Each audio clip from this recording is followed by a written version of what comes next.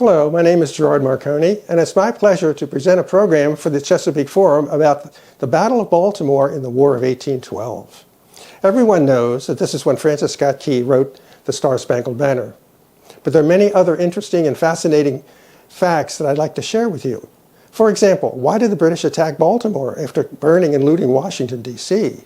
Why was Francis Scott Key even present in Baltimore Harbor to see the flag flying over Fort McHenry? Who were the heroes of this battle on the American side? And who was Francis Scott Key? And how did he end up writing the national anthem? Why did we declare war on Great Britain, a scant 35 years after winning our independence from them? Who were the heroes of this battle, the American commanders who led a militia against an experienced British Army and Navy? Who was Francis Scott Key, and why was he present near Fort McHenry to see the flag flying over the fort? These are some of the questions we'll be dealing with, along with some others that I find very interesting.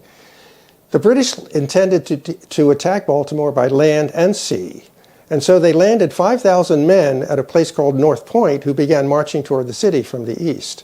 At the same time, they had many combat ships in the harbor to attack the fort.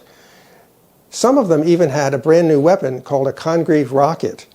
The Congreve rocket could be fired 1,000 feet into the air before exploding and raining down shrapnel on the enemy.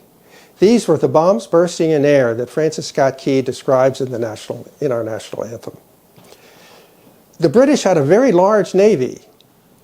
The Americans had a very small navy and had to enlist the help of private ships called privateers. One of them, called the Pride of Baltimore, because it had recently destroyed 17 British ships off the coast of England. And how long did it take before the Star-Spangled Banner became our national anthem? 116 years.